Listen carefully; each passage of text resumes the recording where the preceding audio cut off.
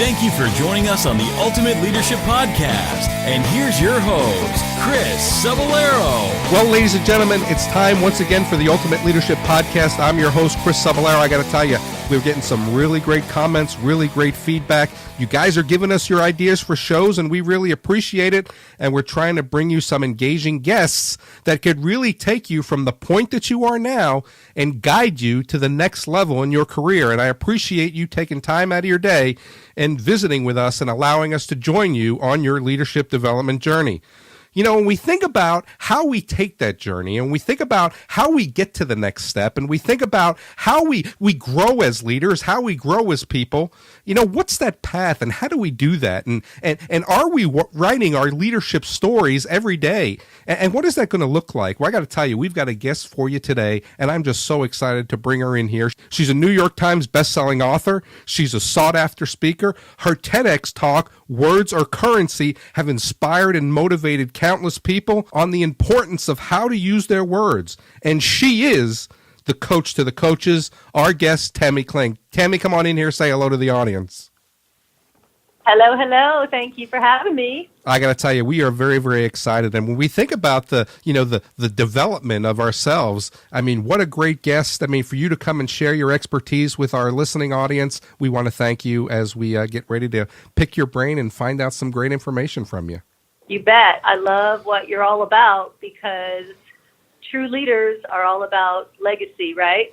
You know, I say that all the time. I mean, every day we're writing our autobiography. And one of the things that I really want to kind of touch on with you is, you know, you really kind of bring out in people equipping world changers. And, you know, you want to make sure that the people that are out there are really kind of doing their best to develop their leadership legacy. And I don't want to butcher it, but maybe you could just give us a little bit of definition of what that means. Sure. Well, this actually happened for me when I had written about my 10th CEO book. I was sitting in the office of a CEO, had lots of Lamborghinis and Ferraris and 3 houses and a house on an island and a jet. And he was weeping and he said to me, he said, I've built this company and now I want to write a book because I feel like I have to give back. What can I do to give back? Can I go serve the homeless? Can I go help you? What can I do to give back?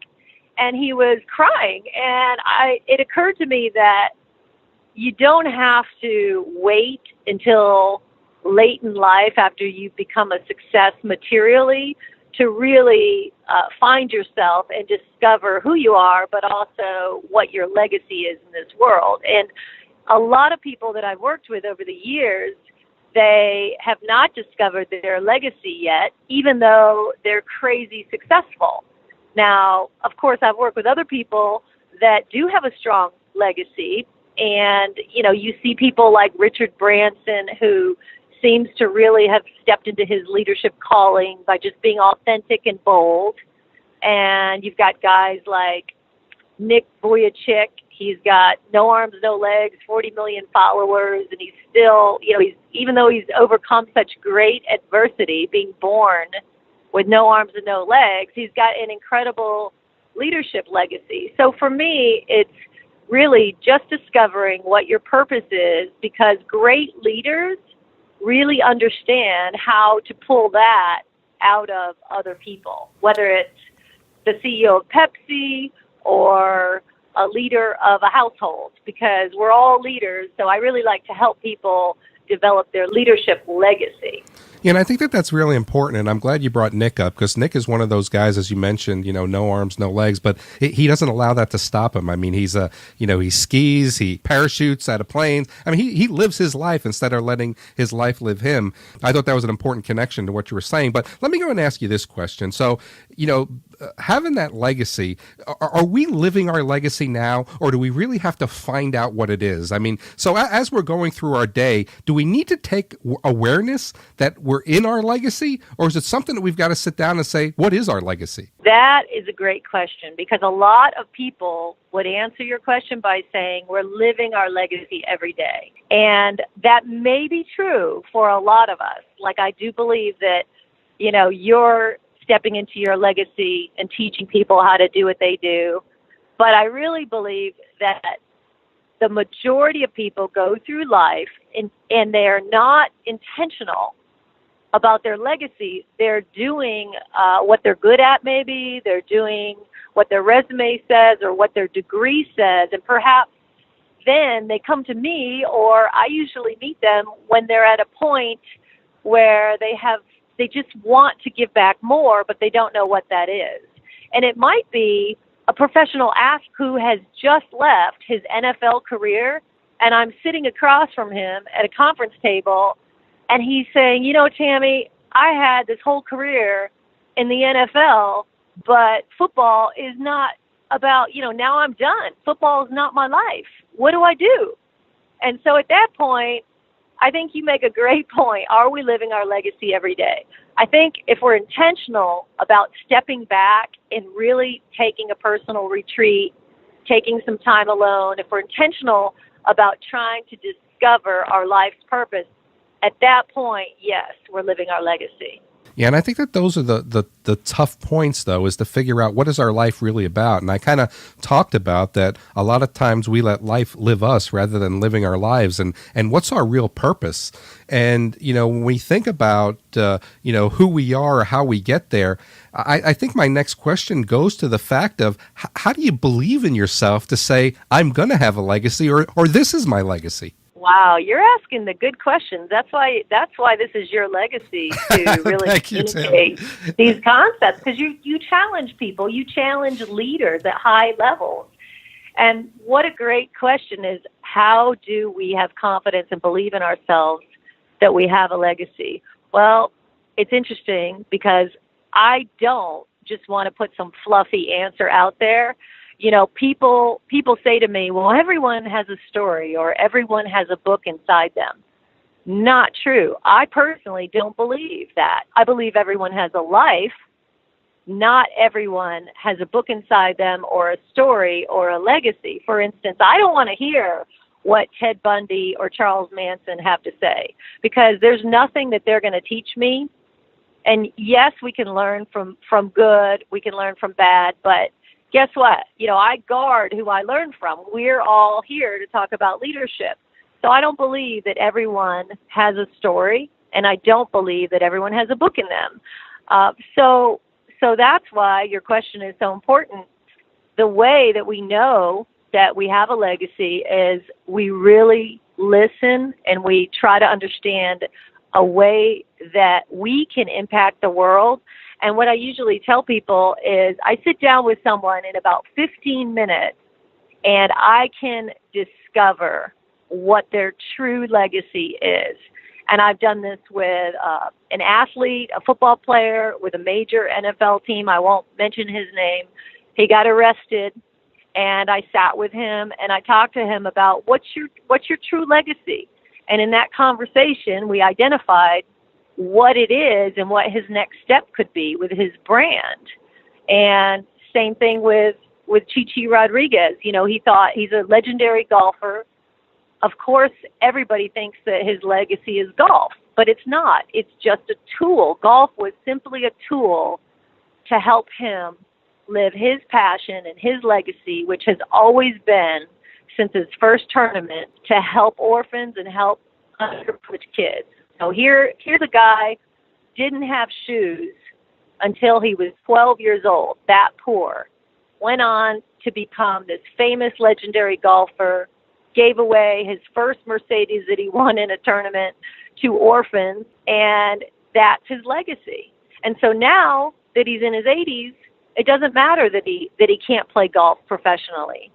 So I think if you're intentional, that you can really sit back and take some time with yourself to think about your legacy and make a list of your gifts, your unique gifts, because I will tell you, you can look at me, look at yourself, look at the three people closest to you, and each one of you will have one unique gift where you say, wow, that's something you were born with and that you have not tapped into, and you could tap into that gift, and that is your legacy. That's really interesting. So that really doesn't necessarily come down to the work that you're doing as much as it is maybe to your expertise or your passion or or your drive outside of what you're doing. And I may have even been confusing that myself to the point of saying, well, my gift is maybe the ability to speak to people or to guide people. But, in actuality, it may be the fact that in my career life, I was a paramedic and delivering the highest quality of patient care. So my legacy may be the fact of, doing that. So I was almost confusing that. And as you now mention it, it may not have anything to do with the career that you're in. You're exactly right, because I always say that you are not what you do. You are who you are. So if you look at an executive with Dell Corporation or Apple, for instance, they have a lot of fear, especially after they've been with a company for a long time and they're pulling down big dollars. They have a lot of fear of leaving, right? Because you get so entrenched in such a solid, strong culture. And if you think about some of the best or worst corporate leaders in the world, you could think of a leader that had positional leadership as a CEO, yet it was discovered that he was a tyrant. He had a horrible leadership legacy. He fired thousands of people. No one liked him. We all have had examples of bad leaders in our life. So even though they had that positional leadership, their leadership legacy really was that no one was following, right? And so our legacy is who we are inside. And if you can make a list, I always encourage people, whether it's an NFL player or whether it is a CEO or even a homeless person that's on the street and feeling like they're worthless, to make a list of what are the top 3 gifts that you have that perhaps no one else has. Develop those gifts, look at those gifts, and find one that is strongly speaking to you, and that's your leadership legacy.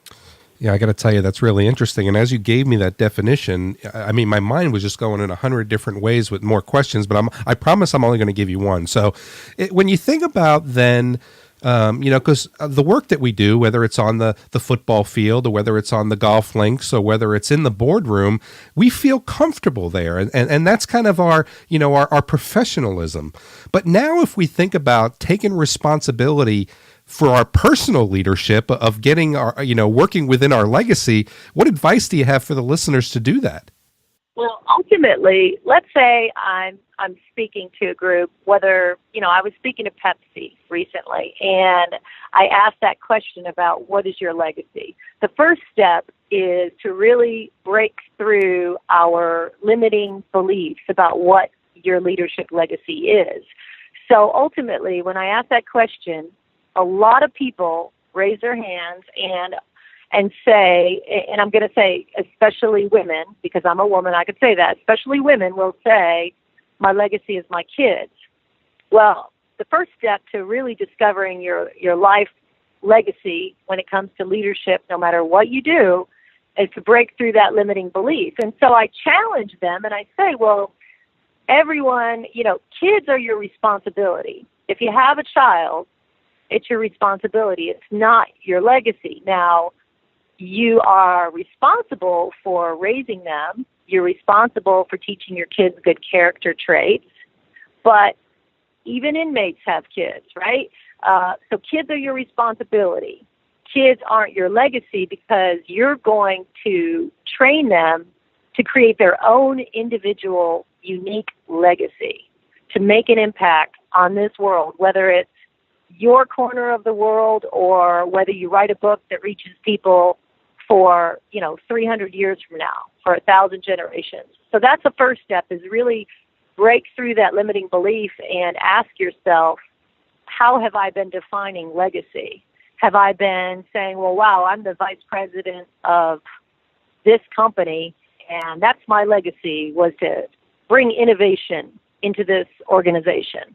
That might be a limiting belief, because you are not what you do. You are who you are.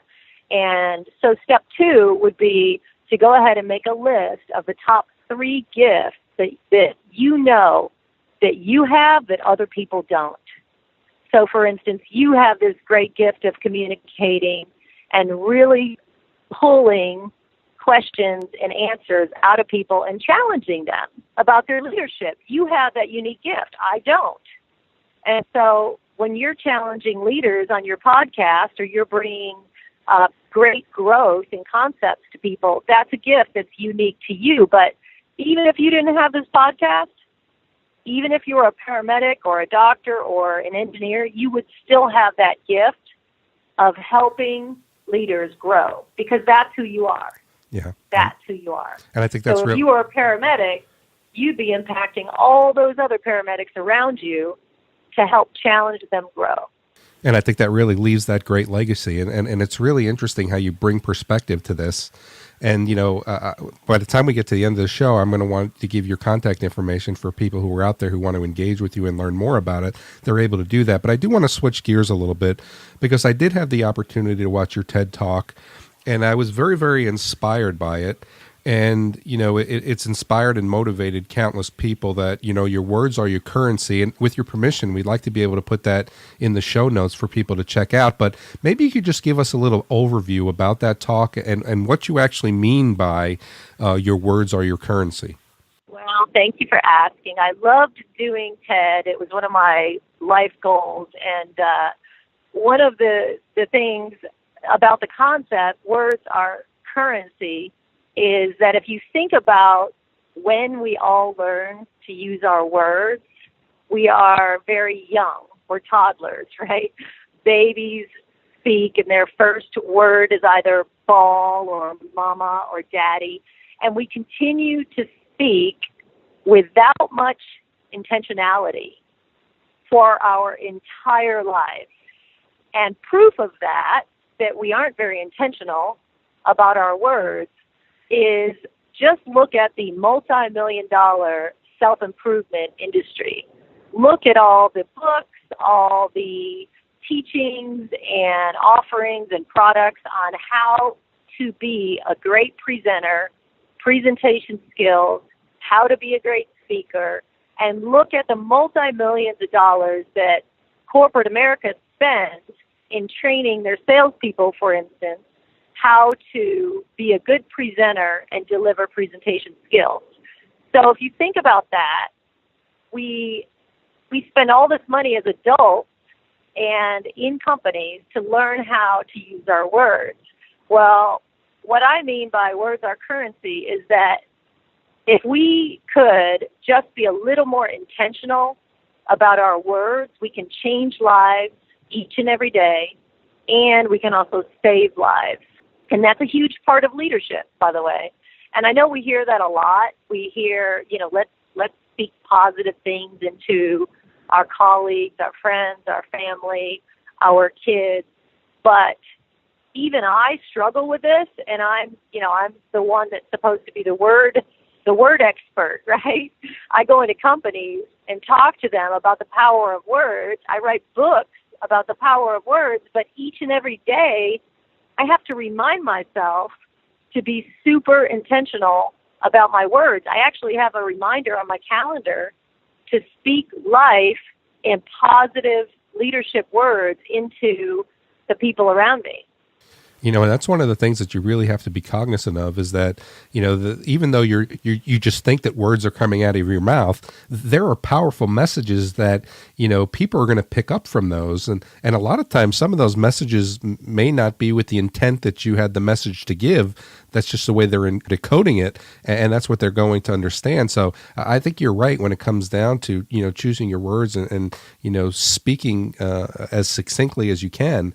One of the things you brought up is you talked about, publishing, and you've authored over 100 books, and, you're a publishing expert. And you mentioned that not everybody has a story in them, but one of the things that you offer is you offer the ability to help people with telling their story. So if the folks that are out there, they want to engage with you, or they want to have you come and speak to their group, or they want to find out more about your services, what's the best way that they can do that? And, how do they reach out to you? Well, you could Google me, Tammy Kling, Kling, but I do also reply to each and every email from readers, from people that reach out, and that is Tammy Kling at me.com. That's Apple's platform for email. So TammyKling at me.com. My company is On Fire Books, or you can Google Tammy Kling and look at my TEDx talk. And I would love to help anybody with their leadership legacy.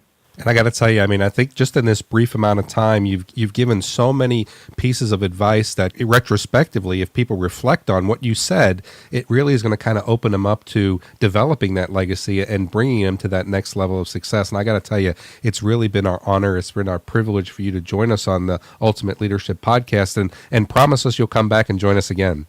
You bet. Thanks for having me. It's been fun.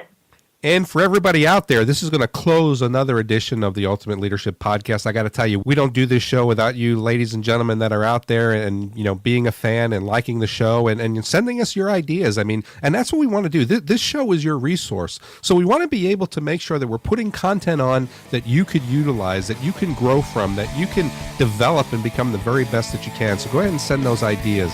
And for everyone at the Ultimate Leadership Podcast, I'm Chris Saballero, and I look forward to chatting with you again real soon. Thank you for joining us. The Ultimate Leadership Podcast is a production of ChrisSaballero.com. You can interact with us by email at ultimateleadership16@gmail.com. All rights reserved.